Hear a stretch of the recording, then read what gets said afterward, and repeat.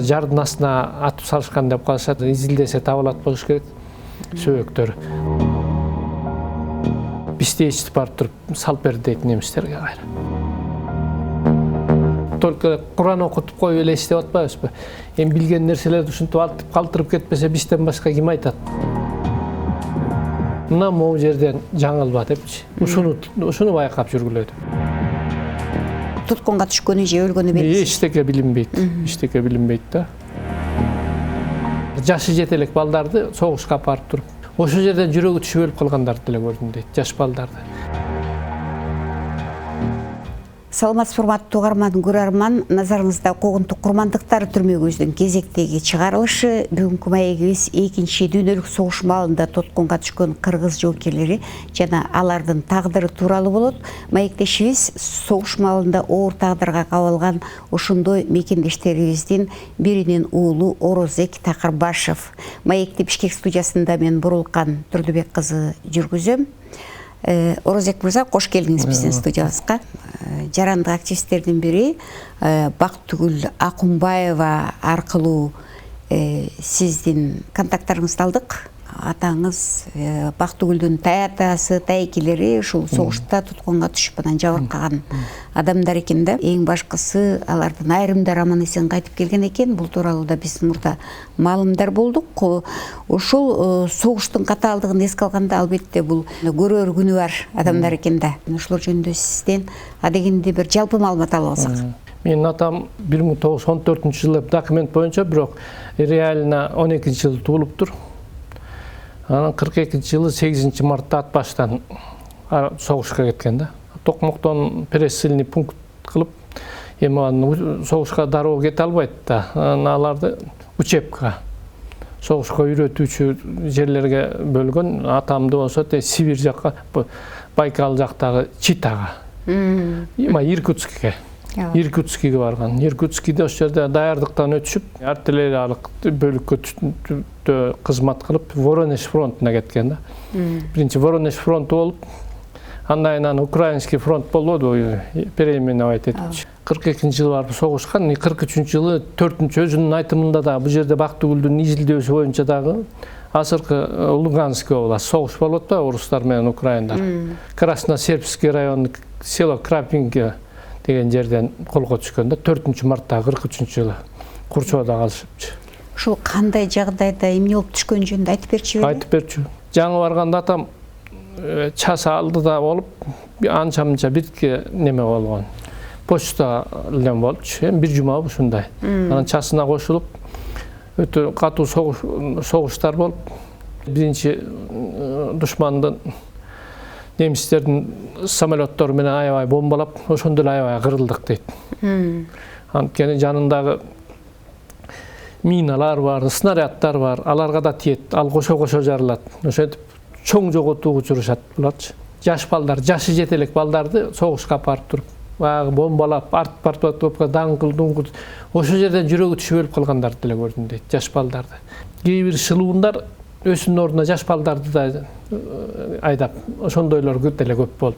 Почти эч ким калбайт, калбайт. Бир 2-3 киши калат.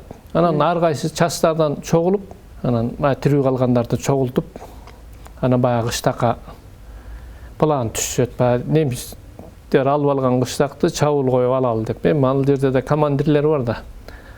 Атаңыз катардагы жоокер да? Катардагы жоокер, наводчик. Жанагы 100 аргандай бул көп эле немелерди атыптыр. 76 мм баштап 122 мм чейин пушкаларды, гаубицаларды ошентип талкаланып калсаң чогулуп баягы кыштакты алышат. Ура болот түнчүндө. Немистер тыштап качып кеткен экен аны. Кинодогудай кадимки. Кинодогудай.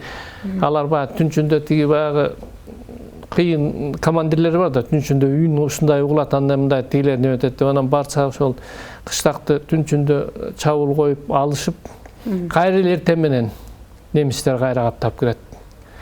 Атам немеде турган экен, жана дозордо, бир орус мененчи.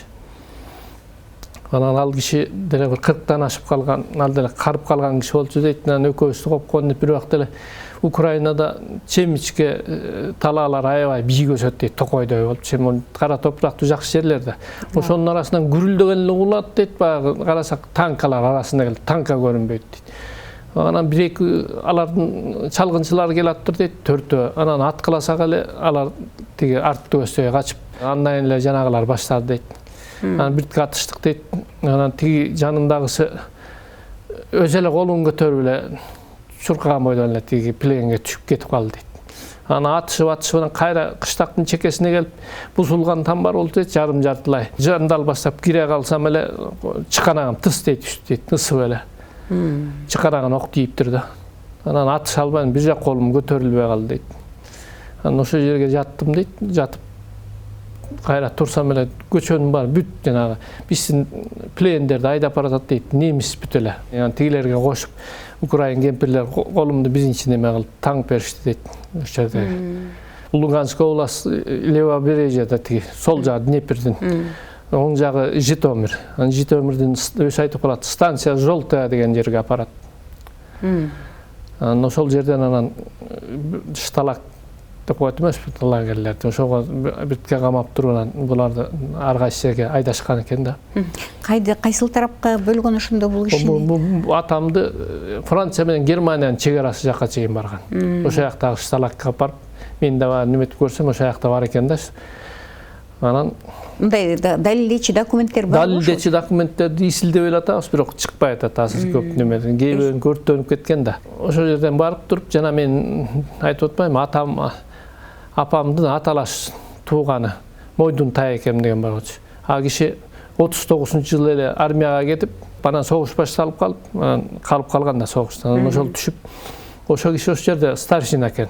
Түрмөдө немистер тарап иштечү экен. Жок, биздин солдаттардын старшинасы да, мисалы, ошонун ичинен бир неме чоңураак кылып коет да. Анан ал киши көрүп, ал киши бияк менен байланыш экен. Анан ал атамдан бир 2-3 жаш кичүү болчу ал киши. Бирок ал кезде кайнагасы боло элеккеси да. Анан ал киши бияка неме берген экен. Кабар касмалы тирүү депчи. Ага чейин өлдү деп, жана менде да немеси турат, жана Бактыгүл немесинде. Ошо Крапинки деген кыштакта өлдү 4-үндө. Карагаз келген. Карагаз келип, андан кийин кайра без пропавший деп келип ушундай келе беришкен да. Анан атам чоң атабыз эми эмне болсо да Куран окутуп коелу деп элди чакырып Куран окуткан. Тирүүнүн ашы тиет деген болгон да. Таекем айтат, элдин баары арыктап өлгөн атса касмалы касып айлап алыптыр деп.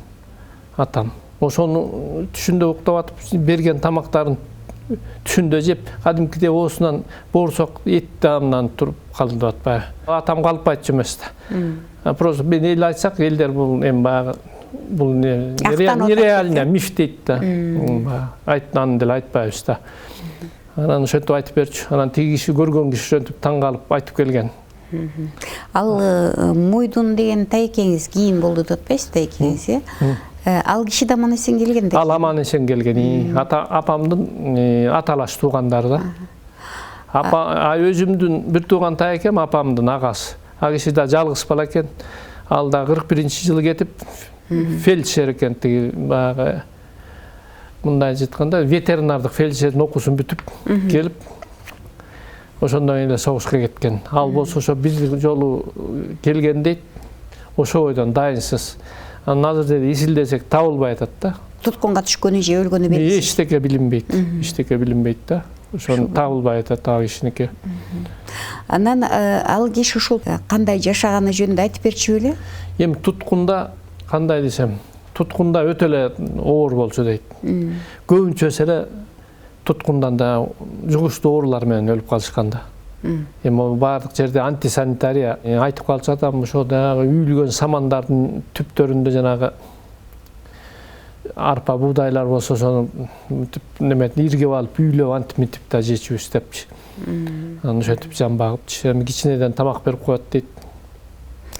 Кыргыздарга жолуккан учур болуптурбу кишинин? Кыргыздарга ошол жанагы Таекеме жолуккан, андан башка дагы ошо толтура эле кыргыздарга жолугуптур.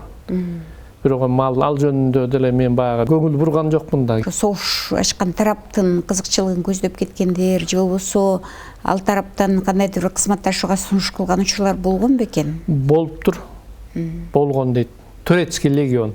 Атам кандай десем, мен баягы өзүн баягы коммунисттик немеден запкы жесе дагы, бирок өзүнүн мекенин саткан эмес да.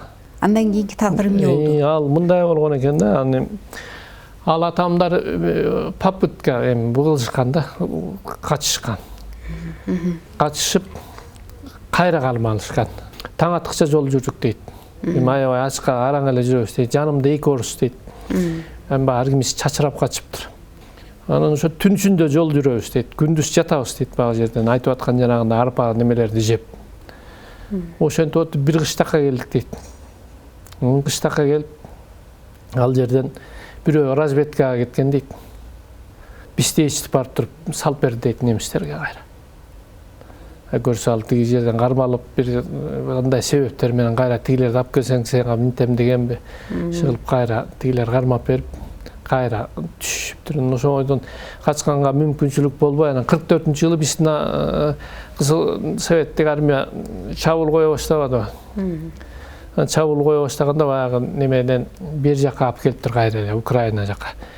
Ошондо немистерди иштеген бир капитан экен да, кийин офицер болуп иштеген казак бар болчу дейт. Анан ошо киши ошо побег уюштурушкан да, уюштуруп берген да. Ал көрсө бизге да тиякка иштеген киши экен. Анан чакырып туруп, жалаң ошол кыргыз, казак, өзбек, башкыр, татар, түрк элдерин чогултуп туруп анан качырган. Анан силерди эртең Токойго апарат. Ошол жерде бир ок менен экөөнү өлтүрүшүңөр керек деп анан бир казакка пистолет берип, карабин менен немистер баягы барып Токойго кирип бирдеме чыгып, бир маскировка жасатып иштетчү экен. Анан ошентип аларды өлтүрүп анан эми ошол жерден чыкпайсың, ары бери немистер өтөт ат менен жанагы продукту ташыбандай мындай. Ошолорду карактап өзүңөр немеңер табасыңар. Азыр кызыл армия келатат. Анан ошентип турдук дейт. Андан кийин ал чукулдаганда өзү келип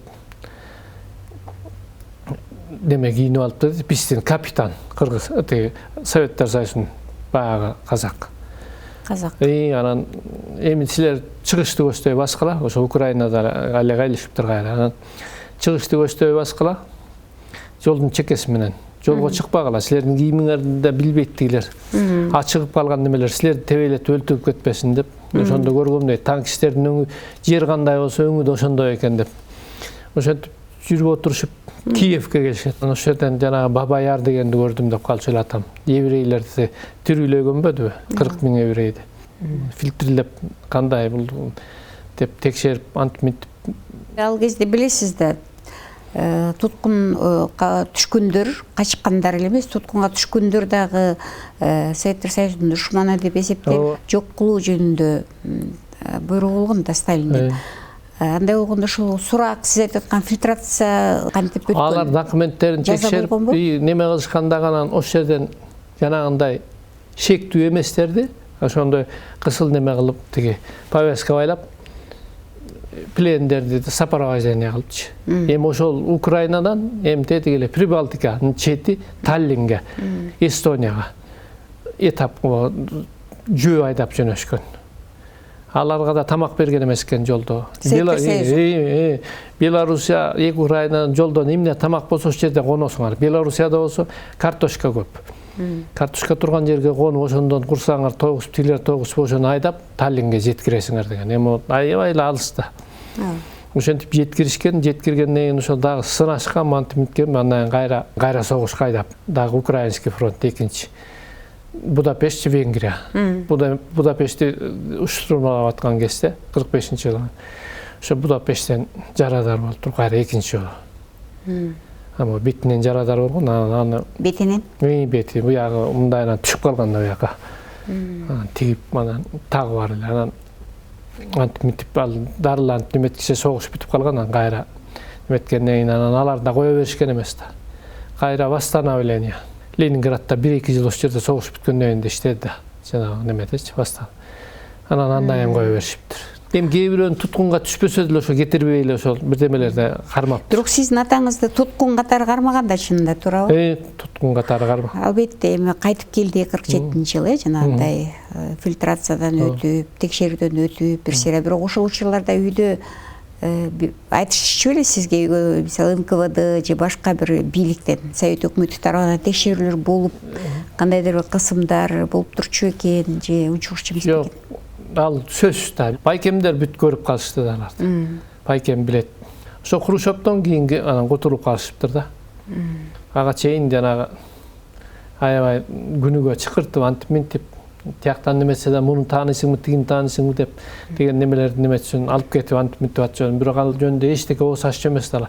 Анткени билесиздер, ал кезде барыбыздын эле оозубузду бекитип, баарыңарды жоготобуз деген немелер бар эмес беле. Саясий куугунтук өтө күчтүү эмес беле. Жанагы ардагер деген макамды качан алды атаңыз? Ардагерди ошол мурун эле алды, ошол баягы сразу элечи алганда. Дароо эле берген. Дароо эле берген. Тиги анткени согушка да барып катышып келди, кайра пленден чыккандайынчы берген.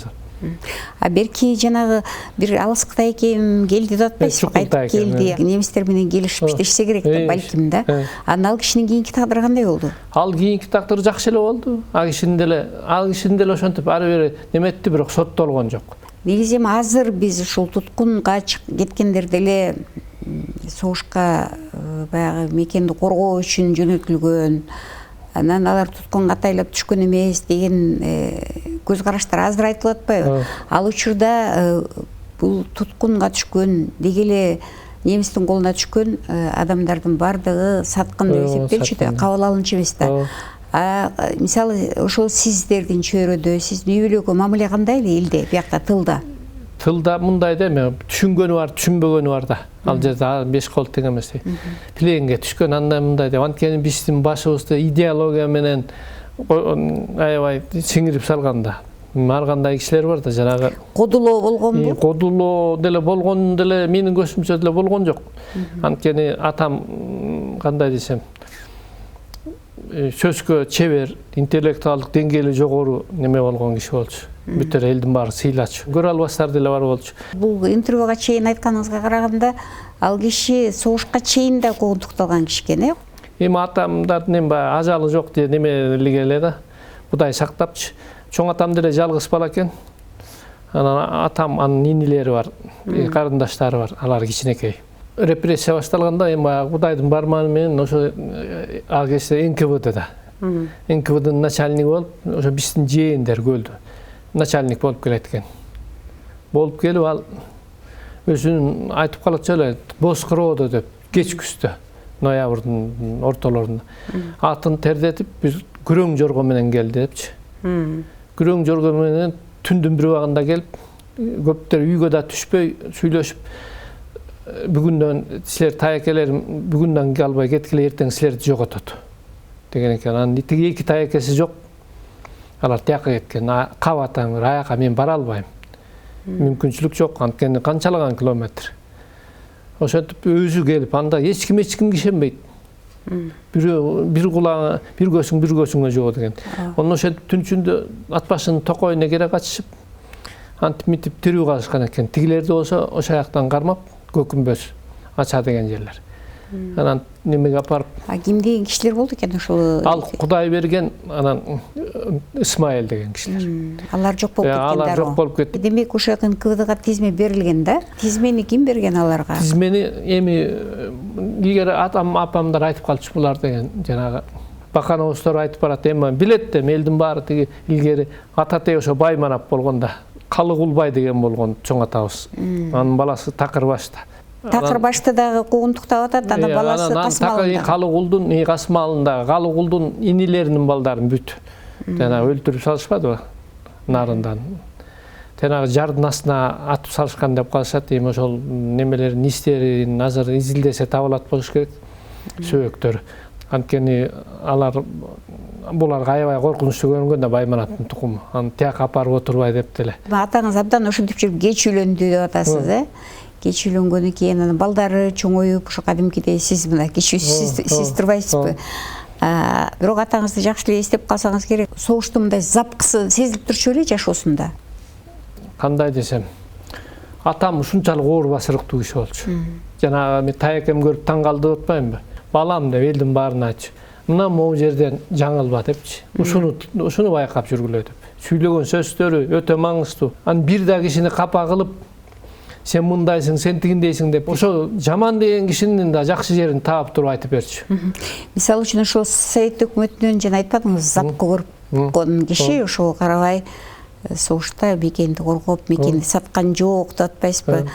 Ушул нерсе өзү мындай бир сабак боло турган нерсе экен негизи. Анан кандайдыр бир нааразы болгон учурлар болду беле? Ал ошол айтчу, башка келген тагдыр депчи, башыбызга. Мен жанагындай куугунтук репрессия немелерден аман калдым. Согушка барып аман келдим. Бардыгы менин байлыгым мына могу балдар. Мен кайра тирүү келип ушуларды көрүп аткан байлык депчи. Ошентчи. Анан ал дагы бай дегенди чечмелегенде атам көп нерселерди чечмелеп берчү эле.